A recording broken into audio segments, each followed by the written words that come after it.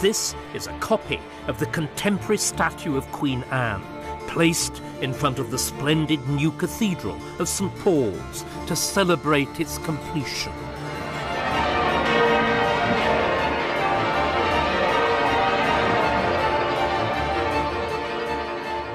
The Queen herself came here in 1704 to lead the National Service of Thanksgiving for Blenheim, the great victory won over Louis XIV of France by her general, John Churchill, Duke of Marlborough. The last monarch to come to St. Paul's for a victory service was Elizabeth I, and the parallels between the two queens were invoked in the celebrations. In personal terms, the comparison was absurd. Elizabeth was one of the most remarkable individuals ever to have worn a crown. Anne was an overweight, overwrought housewife. But in terms of the power of Anne's kingdom and Elizabeth's, the boot was on the other foot. Elizabeth's England had been too poor to fight continuous war abroad, but each year of Anne's reign brought fresh victories and another state procession to St. Paul's, until, by 1712, her kingdom was the greatest power of Europe. It had acquired a new name under which it would take its place on the world stage: Great Britain. Why did the England of Anne succeed where the England of Elizabeth had finally failed? It did so because Anne was heir to the glorious revolution of 1688-89, which altered forever the relationship between Crown and Parliament. And in the quarter century which followed the revolution, England herself was transformed.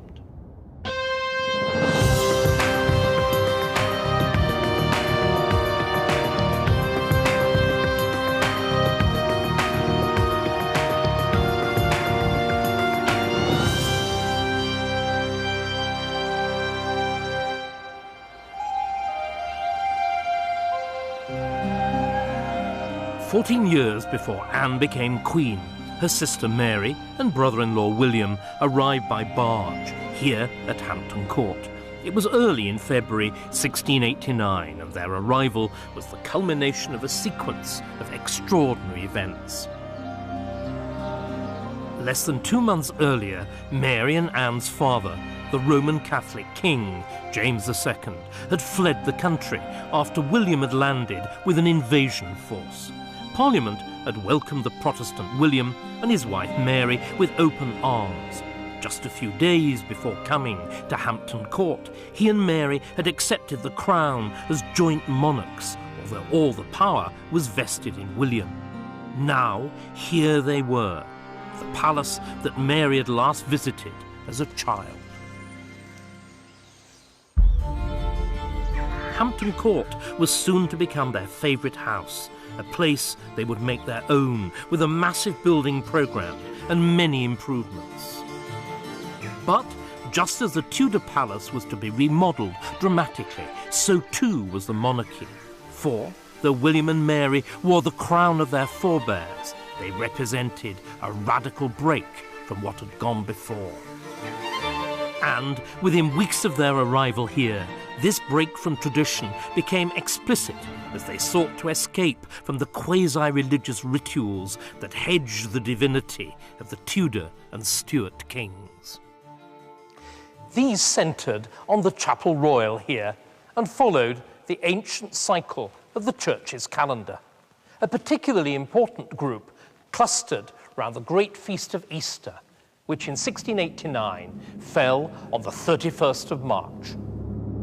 The first of these was the ceremony of Maundy Thursday. For centuries, on the day before Good Friday, the English monarch had reenacted the role of Christ after the Last Supper by bathing the feet of some carefully chosen paupers. William balked at this outlandish popish ceremony. He flatly refused to wash the feet of the poor and limited himself instead to giving them the traditional alms. William objected even more strongly to the ceremonies of Easter Sunday. By tradition, After solitary communion, the monarch would lay healing hands on a waiting crowd of invalids suffering from an illness known as the King's Evil, a disfiguring strain of tuberculosis. It was a ceremony on which Mary's father had been especially keen. James II had taken the practice of touching for the King's Evil, frankly, back to its medieval Catholic roots by reintroducing the old Latin liturgy. For William, this was to add superstitious idolatry to old-fashioned absurdity, and he suspended the practice entirely. God give you better health and more sense, he is supposed to have told the hopeful afflicted. William's refusal to continue the old rituals signalled to everyone that here was a different kind of king. For his Tudor and Stuart predecessors, the monarchy had been a sacred trust committed to them by God. But William was no believer in the divine nature of kingship. To a Calvinist like him, monarchy was a purely human institution. What William did believe in was predestination, or divinely ordained destiny. In particular, his own God-given mission to be the nemesis of Catholic France and of its overweeningly aggressive king, Louis XIV. And it is this mission which William is shown as achieving in this, the ceiling painted by Sir James Thornhill in the Painted Hall at Greenwich. Right in the centre of the painting, William sits enthroned, Mary to one side. Beneath William's feet cowers an emblematic figure of tyranny, a savage-looking portrait of Louis XIV. All around, crowns and papal tiaras topple. Here, in swirling imagery, is William's lifetime ambition. To become King of England was only a step towards this goal of crushing France and Louis XIV, and not an end in itself. This meant that what his predecessors had regarded as inalienable God-given rights, William saw only as bargaining chips that he was willing, if not necessarily happy, to negotiate away in return for the hard cash that was needed to fight his war to the death against France.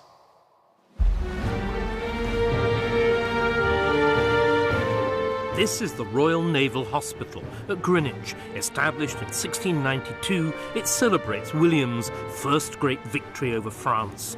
William had seized the chance to thrust his father-in-law from the throne, principally because he wanted English support in the Dutch war against France.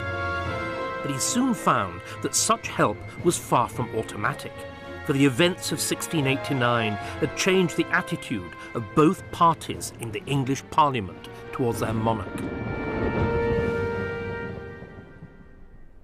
Since the reign of Charles II, kings had known where they stood.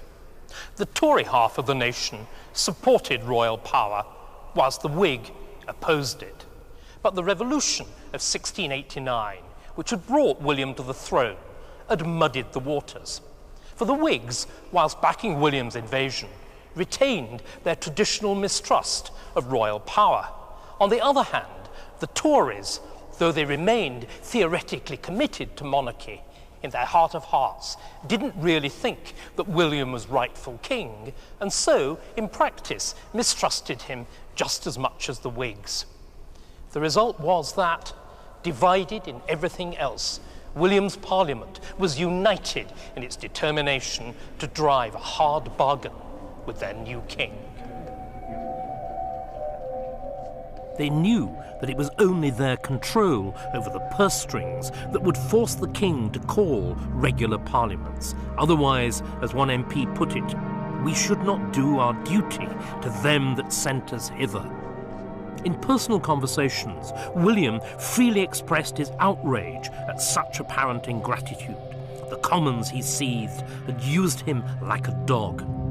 But William could achieve nothing without money, so he settled down to negotiate. First, he offered the Commons scrutiny of public accounts, so they could see where their money was going.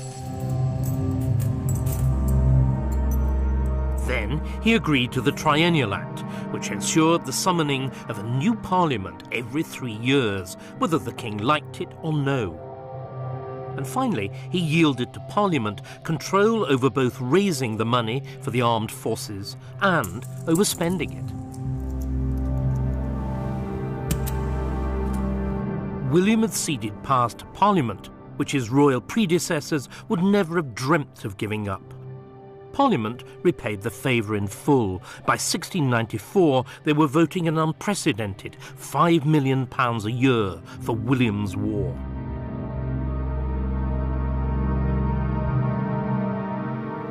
And every penny was needed, for the war which William was to declare against France within days of his coronation was the longest, largest, most expensive conflict in which England had engaged since the Middle Ages.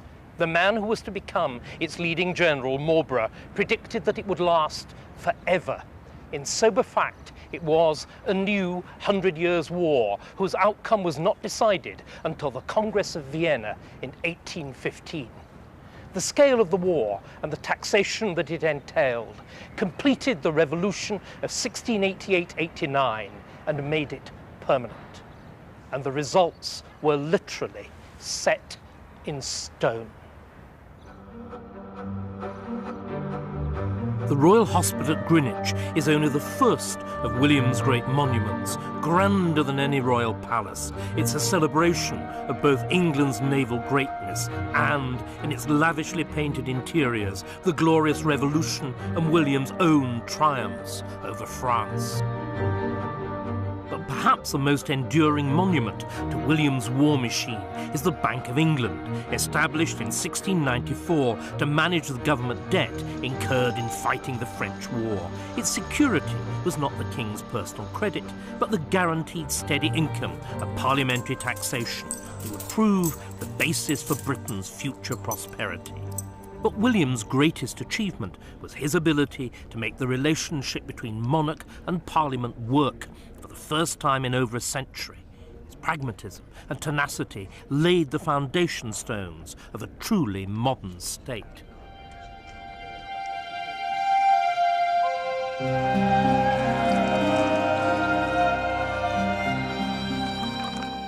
But William, with so many great gifts, had few of the small ones which humanize greatness and make it popular, or at least bearable. He had no small talk. He suffered fools not at all, and he hated company, preferring instead to relax with a handful of his intimates here in his private dining room at Hampton Court, where, surrounded with paintings of the beauties of the court, they would get right royally drunk.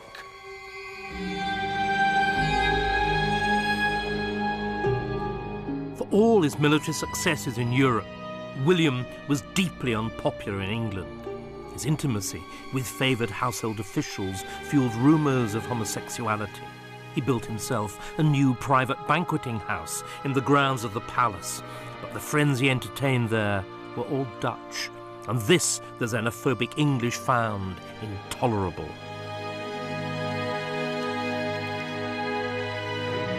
In terms of public relations, William was heavily dependent on his queen. Mary was tall, beautiful, and an able politician, with a natural charm and an easy gift of popularity. Above all, she was a Stuart. But in 1694, Mary died, aged only 32, of a virulent strain of smallpox, and the Stuart fig leaf was torn from William's throne. Without his wife's support, he found managing Parliament much more difficult. But thanks to his usual mixture of tenacity and flexibility, he coped. He coped too with mounting ill health until a sudden, unexpected event brought his life and reign to an end.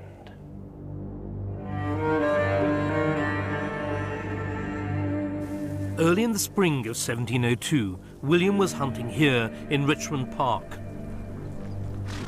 when his favourite horse, Sorrel, stumbled at a molehill. William came off and broke his collarbone in the fall. A chest infection set in. 2 weeks later, William was dead. His had been one of the most significant reigns in English history, a time when the very meaning of monarchy changed. But his death was little mourned. The Privy Council announced plans for a monument in the Abbey, but nobody could be bothered to build it, least of all his successor, Anne. Anne was 37. She was a Stuart, the younger of James II's daughters, and had never been considered a beauty, like her sister Mary. But she had a beautiful speaking voice, and above all, she knew how to rise to a public occasion. The result was that Anne's first speech to Parliament, given only 3 days after William's death, was a triumph. She wore a magnificent crimson robe, lined with ermine and bordered with gold. She blushed prettily, and she proclaimed in her thrilling voice that "I know my heart to be entirely English." The English, as pleased as she was to be rid of William, loved her for it, and from that moment she became and remained as popular as William had been disliked. Anne and William had never got on, but her first policy decision as Queen was one of which he would thoroughly have approved. For 4 years there had been peace with France, but events in Europe meant that it now looked as if the Spanish crown might fall into French hands. That would make William's old enemy, Louis XIV, easily the most powerful man in Europe once more. Just before his death, William had reassembled a grand alliance of nations to fight France. But the declaration of war was left to Anne. Louis is supposed to have replied mockingly that he must be old indeed, now that women made war on him. But, oddly enough, it was the fact that Anne was a woman which proved his downfall. For William, as was then customary, had acted as his own commander. This was a mixed blessing. William was brave to the point of foolhardiness, and he was indomitable, but he was no general. On the other hand, the man that Anne appointed to act in her stead was. Indeed, John Churchill, Duke of Marlborough, ranks with Caesar and Napoleon as one of the great generals.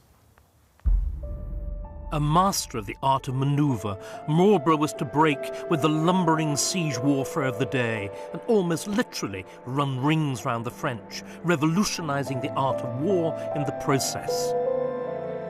But it's likely that Anne chose him as much for his wife's qualities as his own. Sarah Churchill had been a friend of Anne's since they were children. Anne was only 6 when her mother died and had soon been separated from her father also. In place of parental love, she enjoyed a series of intense friendships with other women. Much the most important and long-lasting was with Sarah Churchill, and the testimony to it is these countless letters they exchanged with each other under the levelling pseudonyms of Mrs. Freeman, Sarah, and Mrs. Morley, Anne. Back in 1692, Anne had broken irretrievably with William over her refusal to part with Sarah, to whom she pledged herself passionately in this letter. "No, my dear Mrs. Freeman, never believe your faithful Mrs. Morley will ever submit. She can wait with patience for a sunshine day, and if she does not live to see it, she hopes that England will flourish again." Now, with William's death, the sunshine day had arrived for Anne, England, and especially for the Churchills. Within weeks of Anne's accession, both John and Sarah had established positions of unrivaled influence. Sarah was made Groom of the Stole and head of the royal bedchamber. The office was known from its official symbol as the Key to the Monarch, and it controlled access to the Queen's private apartments, her robes and jewels, and her personal cash. At the same time, John was made Captain General, Master General of the Ordnance, and Ambassador Extraordinary to the Dutch Republic. Most importantly, he was now joint commander of the Anglo-Dutch alliance against France. He was an immediate success. In 1702, he freed the Dutch Republic from the French stranglehold. In 1704, he shattered the French threat to Austria, the other key member of the Grand Alliance, with the victory of Blenheim. The French commander was captured along with 13,000 of his men. It was England's greatest victory since Henry V's at Agincourt.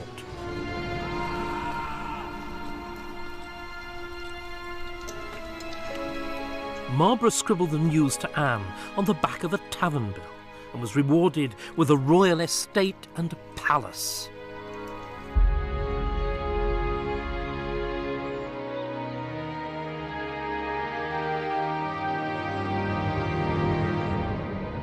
Named after his great victory at Blenheim, every feature of this building memorialises Marlborough's triumphs. Most graphic is the great series of battle tapestries which hang in the sequence of formal drawing rooms: Ramiers, Oudenarde, Malplaquet, Bouchain, Lille.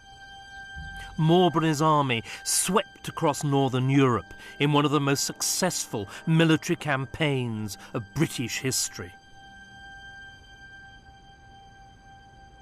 But while Marlborough was performing great feats of arms in Anne's name on the continent, there remained profound tensions in her British kingdoms, for the issue of the succession had reopened. Back in 1689, the radical implications of dethroning James II had been masked because it seemed it was likely that the Stuart line would continue in the persons of his daughters and their children. But it was not to be, for in 1700, Anne's last surviving child, a son, died. Loyalty to the House of Stuart now meant only one thing: the return of the Stuart male line, so temptingly near in exile in France. Spring 1703, England and her allies are at war with France under the command of the Duke of Marlborough. The French have a secret weapon, the exiled Stuart heir, the would-be King James III of England and 8th of Scotland. And in Scotland, feelings were running high. Would Marlborough have to break off from his continental campaign in order to subdue the rebellious northern kingdom?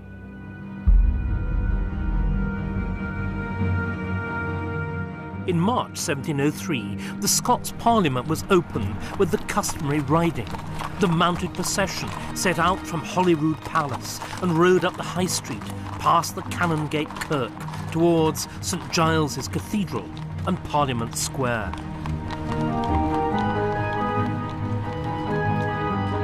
First came the nobles in their robes, then the barons representing the shires, and finally the town burgesses.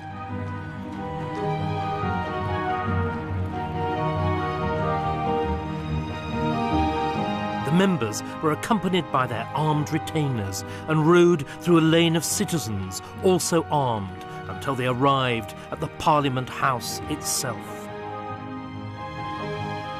The carrying of arms was traditional, but on this occasion, the atmosphere was feverish with barely suppressed real violence. Our swords were in our hands, at least our hands were at our swords, one leading member recalled. And the target of this impassioned feeling was England. For over a century, Scotland had shared a Stuart monarch with England, but they'd kept their own parliament and their own national interest, which frequently clashed with England's. Tensions between England and Scotland now reached boiling point. The Scots had a weapon to hand, the question of who would succeed Anne. Many in Highland Scotland and some in England, felt allegiance toward James Edward Francis Stuart, the son and heir of James II, living in exile in France. The French had already recognised him as rightful king. But the English Parliament was determined not to have a Catholic.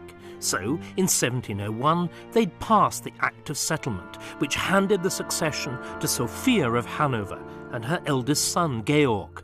They were an improbable 50th and 51st in the line of succession, but they were the first Protestants on the list.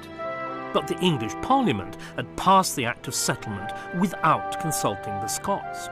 It was now the Scots' turn to play the English at their own game.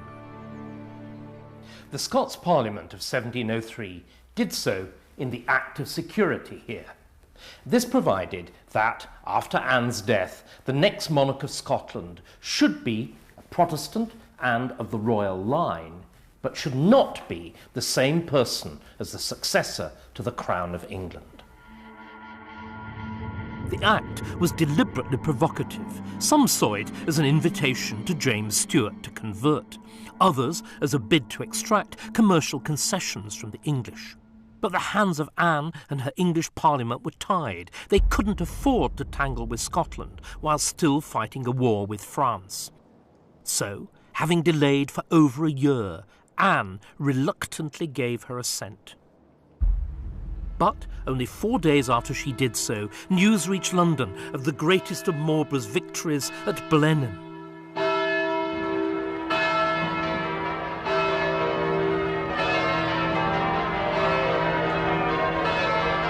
Now, Anne and her English Parliament could respond robustly to the Scots' provocation. The result was the Aliens Act, passed in spring 1705. All Scots, except those resident in England, were to be treated as aliens, and all the major Scots export trades to England banned, unless, by Christmas 1705, significant progress had been made towards agreeing a union of the two kingdoms. Union had been discussed on and off over the years, but one country or the other had always had a reason to resist. But the Aliens Act hit the Scots where it hurt, in the pocket and in trade. It was enough to bring them to the table. Each Parliament now appointed a set of commissioners to try to thrash out an agreement in London. This wall is one of the few surviving fragments of the Palace of Whitehall, and it was here, in the building of which it once formed part, that in April 1706 the Union Commissioners began work. To avoid suspicion of collusion, the two sets of commissioners met in separate rooms, communicated only by written minutes, and strictly avoided socialising with each other. On the 22nd of April, the English room sent the following proposal to the Scottish: that the two kingdoms of England and Scotland be forever united into one kingdom by the name of Great Britain, that the United Kingdom of Great Britain be represented by one and the same Parliament, and that the succession to the monarchy of Great Britain be vested in the House of Hanover.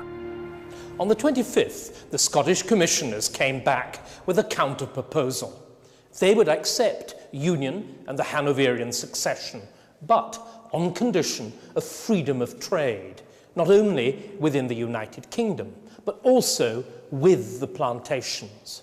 The English replied promptly that they regarded such a mutual freedom of trade as a necessary consequence of a full and entire union. This was the key concession. The plantations, or colonies, largely in North America, were the great English success story of the last 100 years. By Anne's reign, indeed, America seemed a separate realm, and appears symbolically as such below her statue outside St. Paul's. Access to this trading empire was very desirable, and up till now, the English had kept it to themselves. It had taken only 3 days to work out the bones of an agreement, for both sides had got what they wanted. The English wanted a Scotland unshakably on side during the war with France, whilst the Scots, whose own attempt to establish a colony in Central America had failed catastrophically, wanted free access to the English plantations as a way out of their own desperate national poverty.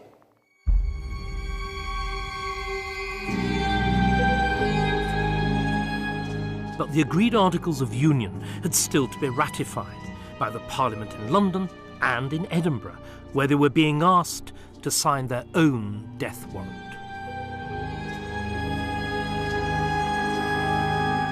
Within the Scots Parliament, the promise of free trade with the colonies, helped along with a generous dollop of bribery, had begun to create a majority for union. But outside, in the streets, there was widespread and often violent hostility, and at times it seemed an open question which side would win.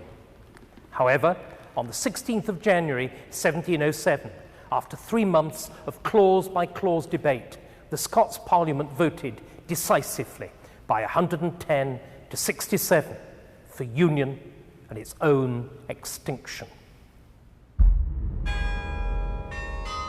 The bells of St. Giles's are said to have rung out with the tune, "Why am I so sad on this my wedding day?" And across Scotland, few celebrated the Union. There was unrest in Edinburgh and riots in Glasgow, which were caused both by patriotism and a fear that England would still keep Scotland a poor relation. But, as the transformation of 18th century Scotland would show, the Scots benefited hugely from union and access to the colonies. From a small, if thriving town, Glasgow grew rapidly into one of the great commercial cities of the British Empire.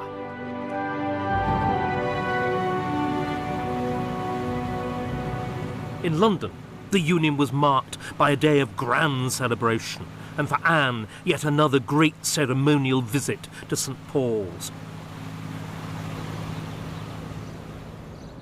Not since Elizabeth I had a monarch so understood the value of public royal spectacle or been so loved by her people. So, on the 1st of May 1707, Anne came to the great cathedral, accompanied by 400 coaches and wearing the combined orders of the English Garter and the Scottish Thistle. It was, she told her cheering subjects, the day that would prove the true happiness of her reign. The day that England and Scotland became the United Kingdom of Great Britain.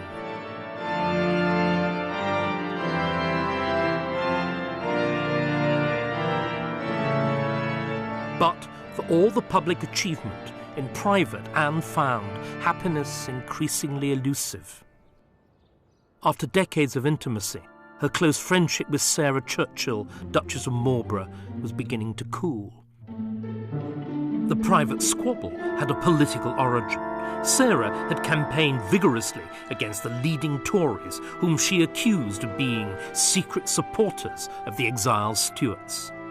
But Anne, keen to preserve her freedom of action between the competing political parties, had refused to remove the Tories and resented Sarah's bullying attempts to make her do so. The result was that Sarah's company became increasingly disagreeable to the Queen, who transferred her affections instead to Sarah's cousin, Abigail Masham, a lowly bedchamber woman. Sarah, outraged in turn, accused the Queen, in barely concealed terms, of lesbianism. She showed Anne a ballad ridiculing Abigail's position in Anne's household. Her secretary she was not, because she could not write, but had the conduct and the care of some dark deeds at night. True or not, it was an appalling insult. For 2 months, the two women did not speak. Then they were forced to share a coach on the way to St. Paul's for yet another service of celebration. En route, the two women had a terrible quarrel. because Anne, who hated cumbrous clothing, had refused to wear the rich and heavy jewels which Sarah, as groom of the stole, had put out for her to wear. As they stepped out of the coach, Sarah hissed, "Be quiet," to the Queen, lest, she claimed, others overheard their quarrel. Anne never forgave the insult to majesty, and it was all over between them. This rupture in Anne's personal relationships had serious consequences. Sarah's loss of favour at court cast a dark shadow over Marlborough's own position as commander of the Allied forces, and it came at a critical time, for Anne, along with much of the nation, was becoming sick of the war, the deaths and the spiralling taxation. The turning point was Marlborough's Battle of Malplaquet, the first time the war had been fought on French soil. It was an English victory of sorts, but the casualties were enormous, 8,000 British dead, and the French, faced with the invasion of their own soil, dug their heels in to fight a patriotic war. Marlborough's reaction was to demand the Captain Generalship for life, like Oliver Cromwell. Anne's was to exclaim, "When will this bloodshed ever cease?" and to decide that Marlborough must go. He was dismissed in December 1711, and his Whig supporters in government replaced by a Tory ministry that was determined to negotiate a unilateral peace with France. Negotiations were opened, and after 9 years of warfare, agreement quickly reached. To Britain's allies, including the Elector of Hanover, this was a gross betrayal.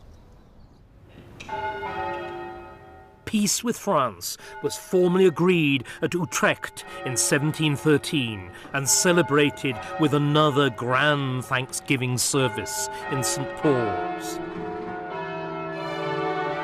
And there was much to celebrate, since the peace marked Britain's eclipse of the two powers which, only half a century before, had overshadowed her. Britain was now more powerful militarily than France, and more commercially successful than the Netherlands. A time for celebration indeed. But the poor health which prevented Anne from attending the Thanksgiving didn't go unnoticed, and London was soon fizzing with speculation about the succession to the throne.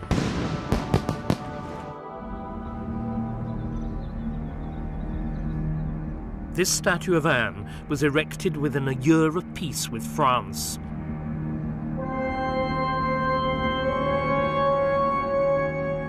Soon after, Anne, still aged only 49, fell dangerously ill. She'd been the most popular monarch since Elizabeth I, a queen whose reign had seen England become the greatest power in Europe and who had brought England and Scotland together as Great Britain.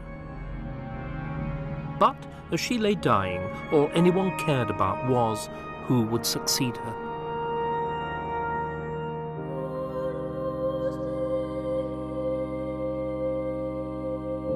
Finally, on the 1st of August 1714, good Queen Anne died in this room in Kensington Palace.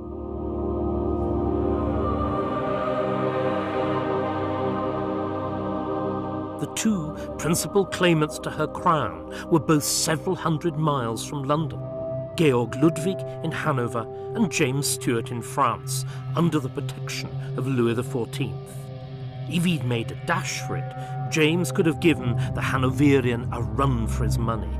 But for all that he was only 28, James III did not do dashing.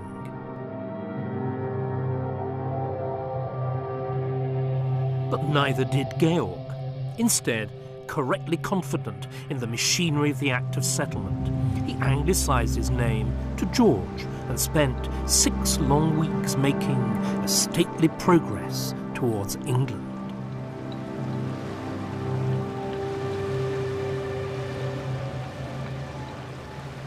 He landed at Greenwich on the 18th of September at 6 p.m. Then, accompanied by his eldest son, George Augustus, and a great crowd of nobles, gentry, and common folk, he walked through the great colonnades and courtyards of the Royal Naval Hospital to the Queen's house here in the park, where he spent his first night in England. Whilst George and his German advisors prepared for his coronation, James Stuart lingered on in France. It would be up to his supporters to go it alone without him.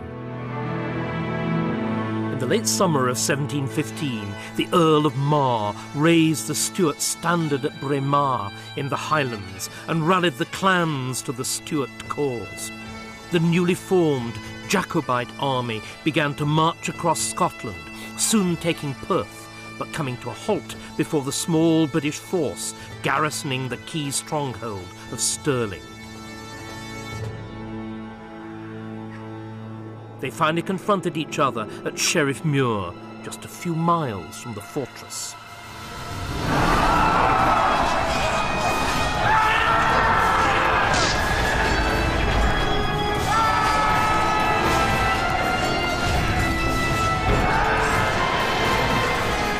The battle was long and bloody, and strangely inconclusive. At the end of it, no one was really sure who'd won. But in France, it was represented as a great victory for the Jacobites, and James finally set sail for Scotland. At first, it was a triumphal progress. The magistrates of Aberdeen paid him homage. He made a state entry into Dundee, and then he came here to Scone Palace. He even issued a proclamation announcing the date of his forthcoming coronation as King James VIII and III here on Moot Hill in the grounds of Scone Palace, the ancient coronation site of the King of Scots. But after this good start, things quickly began to crumble.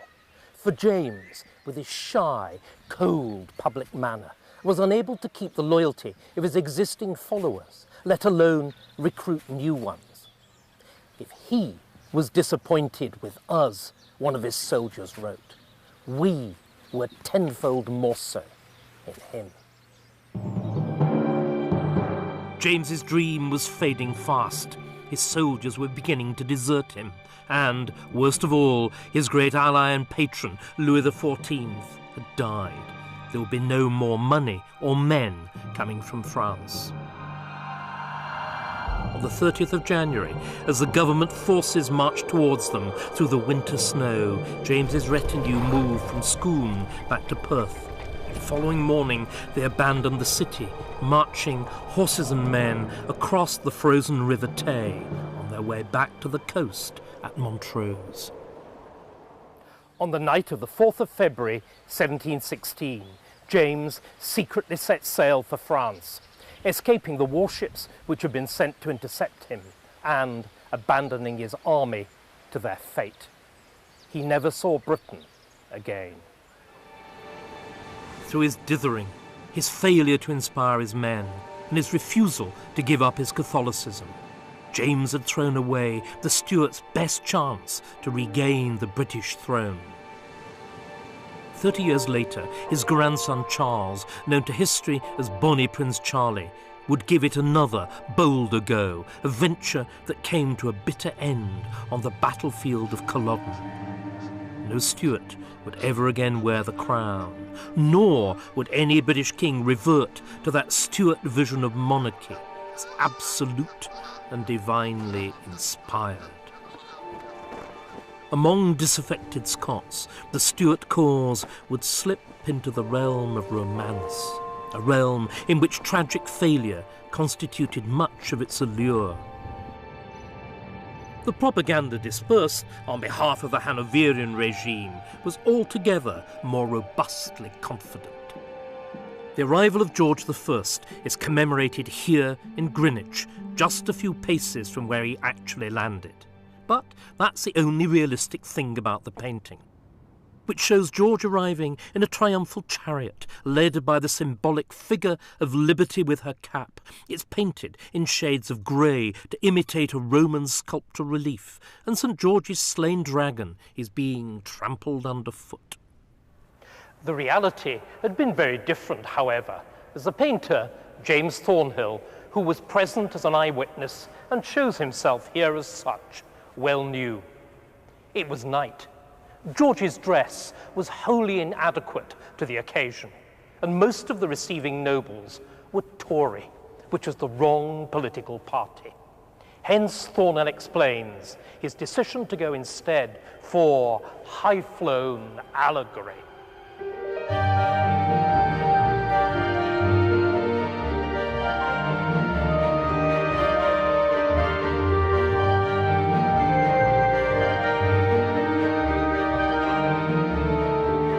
But the sober reality had been right, of course. George was a modest man and would preside over a modest monarchy. Parliament had brought him to the throne, and Protestantism would keep him there. The crown which George had inherited had been utterly transformed under his immediate predecessors. The reigns of William and Mary and Queen Anne are little remembered today, but they are amongst the most significant in English history. In a single generation, Britain had freed herself from political and religious absolutism, and in so doing had freed herself for the most rapid expansion of any European power since Rome. At the root of this success was the Glorious Revolution. The religious settlement and union with Scotland meant that energies which had been devoted to civil war could turn outward to European war and overseas expansion. The new financial system provided money not only for war, but also to generate economic growth at home, whilst economic growth made for a society that was richer, more diverse, and, above all, vastly more curious intellectually than ever before. It was a virtuous circle. In just 25 years, England and her monarchy had discovered their own route to modernity and had become Great Britain along the way.